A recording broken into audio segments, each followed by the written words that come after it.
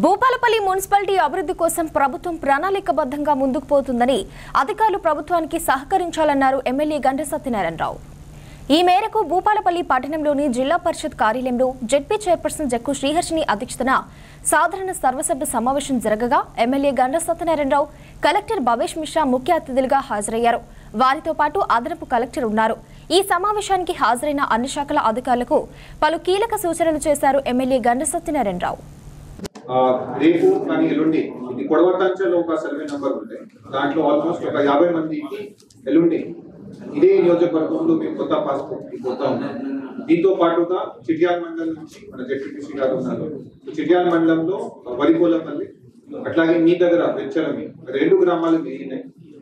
చిట్యాల మండలంలో నేనపాకాల్లో survey number 442, 43, 41, మీ దగ్గర ఒకటి 125.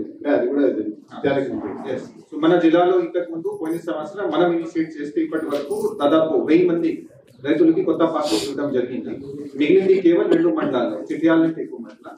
తప్పనిసరిగా నెక్స్ట్ జనరల్ బాడీ మీటింగ్ కంటే ముందు ఈ 2 మండలాల్లో కూడా పట్టా పాస్పోర్ట్ ఇచ్చే లాగా వీళ్ళు 2,70,00,000తోనే టెండర్ పిలిచింది.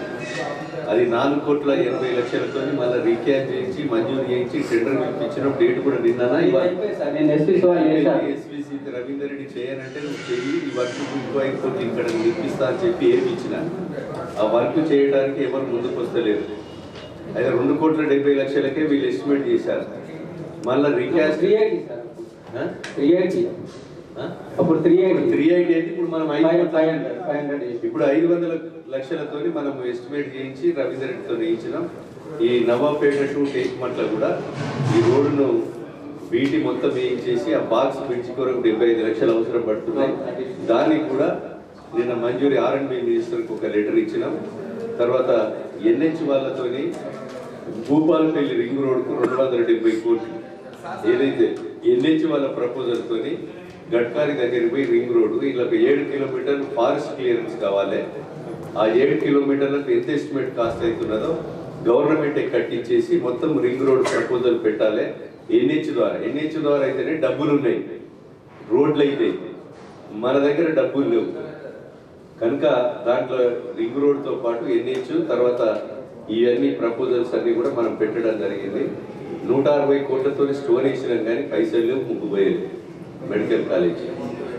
దాన్ని కూడా మళ్ళీ స్థలం సేకరణ చేసి డబ్బులు ఇవ్వాలని ముఖ్యమంత్రి గారు రివ్యూ చేసారు. కొన్ని మెడికల్ కాలేజీలు క్యాన్సిల్ చేసే ఆలోచనలో ఉన్నాడు. మన మెడికల్ కాలేజ్ చేయొద్దన్నాం. 7% రిజర్వేషన్తో సింగరేణి వాళ్ళతో 500 కోట్లు తీసుకొని మెడికల్ కాలేజ్ డెవలప్మెంట్ చేయాలనేది ముఖ్యమంత్రికి, అదేవిధంగా దీని శాఖ బట్టి విక్రమార్క గారికి ఇద్దరికి రిప్రజెంటేషన్ ఇచ్చినాం. CMBని వీళ్ళు చెప్పారు. దీనంతా కూడా ఏమేమి కావాలి ఆ కాలేజీకి అని చేయమన్నారు. సింగరేణి పిల్లలకు కూడా 7% రిజర్వేషన్ ఇచ్చి